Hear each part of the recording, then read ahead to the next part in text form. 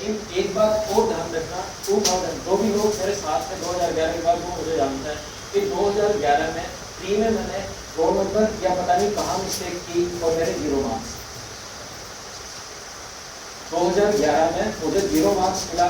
उस दिन ऐसे लगा कि लाइफ खत्म, यानी कि अब ऐसा लग रहा है कि इसके बाद अपन कुछ नहीं कर सकते, ये गेम था, ये खत्म हो गया।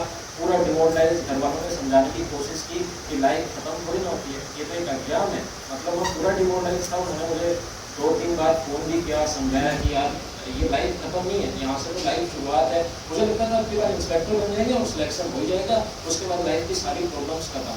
और ये सभी को बताया कि ग्रेजुएशन, आप घर वाले आपके ठीक है, लेकिन ग्रेजुएशन या आपने एमएससी कर ली है, उसके बाद आपके पास थोड़ा थोड़ा बर्डन घर से आना शुरू हो जाता है।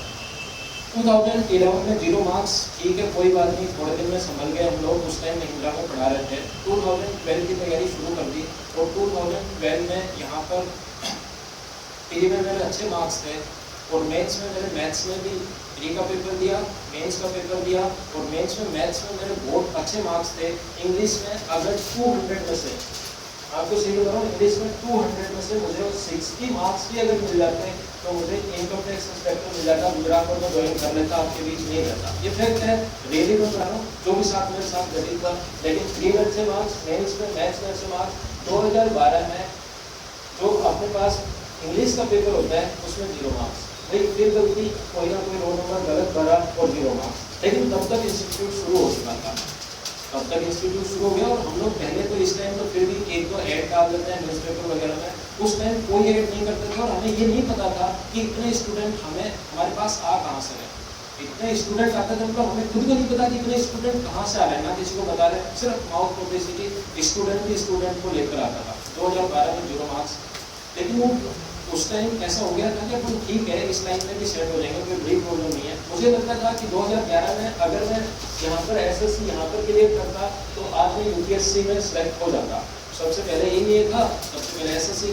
आज भी स्टूडेंट सोचते हैं कि सबसे पहले एसएससी निकालूंगा और जैसे एसएससी निकाला, दिल्ली गया, उसके बाद घर वाले भी मुझे खूब सारे पैसे दे देंगे जितना ही अपने को खर्च करना है इंस्टीट्यूट वगैरह में।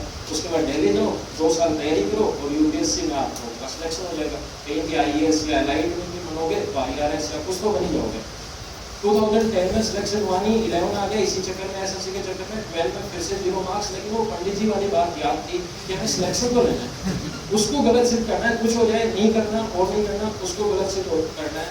2013 आ गया। ध्यान रखना, इतना टाइम आप लोगों के पास नहीं होता है। हमारे साथ साथ एक इंस्टीट्यूट पढ़ाने लगे थे तो इनकम शुरू हो गई थी तो पेरेंट्स का दबाव कम हो गया था। 2013 प्री दिया, मेंस दिया, अच्छे मार्क्स, फाइनल सिलेक्शन। और उसके बाद ध्यान रखना 2013 का प्री भी कैंसिल हो गया और मेंस भी कैंसिल हो गया। बहुत अच्छे मार्क्स थे, मतलब कट ऑफ से मेरे कम से कम 60 या 70 मार्क्स, जो जनरल के कट ऑफ से भी ऊपर मेरे मार्क्स थे और जनरल से कट ऑफ से भी काफ़ी हाई मार्क्स थे क्योंकि तैयारी अच्छी की थी। प्री भी कैंसिल हो गया, मेंस भी कैंसिल हो गया। लेकिन वही घर वालों को नहीं पता था, मैंने सुन लिया, लेकिन मुझे मेरे दिमाग में थी कि वो पंडित जी कहते हैं अपने गवर्नमेंट जॉब नहीं लेते, मतलब गवर्नमेंट जॉब करनी है। 2013 प्री हुआ, वापस मेंस हुआ, उसके बाद फाइनल सिलेक्शन भी लिया। तो एक बार ये हो गया कि गवर्नमेंट जॉब मिल चुकी है, उसके बाद हमने सिलेक्शन भी लिया और उसके बाद ज्वाइन इसलिए नहीं किया क्योंकि अपने पास नहीं चलाते थे और लालगंज में जो लैंडलॉर्ड था जिससे रेंट ले रखा था वो बहुत बड़ा सीए है, मतलब राजस्थान के टॉप जो मिनिस्टर हैं उनके भी काफ़ी ख्याल रहते हैं। और उन्हें एक दिन बुलाया कि क्या क्या प्लान है, मेरा सर सिलेक्शन हो गया है तो ऐसे कुछ फाइनल है। बोले आप मतलब क्या कर लोगे, क्या मतलब करना क्या चाह रहे हो? अगर आपने अभी तक 300, 500, 700 इंस्पेक्टर भी बनाए, आप ज्वाइन कर लोगे, अकेले जॉब आप तो कर लोगे वहाँ पर, लेकिन जॉब क्रिएट तो नहीं कर पाएंगे। आज आपकी वजह से 1 घंटे उनका लेक्चर था, मुझे समझाया बिठाया कि अगर आप यहाँ रहते हो तो आप खुद तो गवर्नमेंट जॉब नहीं कर पाओगे। लेकिन मैंने कहा कि सर मुझे आगे वाली तैयारी करनी है, अभी तो मतलब वो भी नहीं है कि आगे तैयारी कर सकता हूँ यूपीएससी वगैरह की।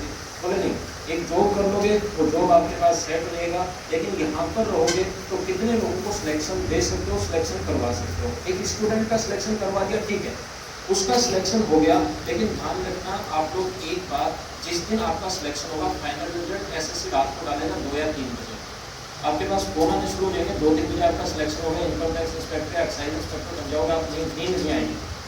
और आप लोग उस रूम में भी नहीं रहते हो। उसके बाद बाहर घूमने निकल जाए तो 2-3 लोग और रहते हैं, सड़क पे चाय पीना, गार्डन में जाना, सुबह 8 या 9 या 10 बजे फिर से सोते हो, और जब सोकर उठोगे ना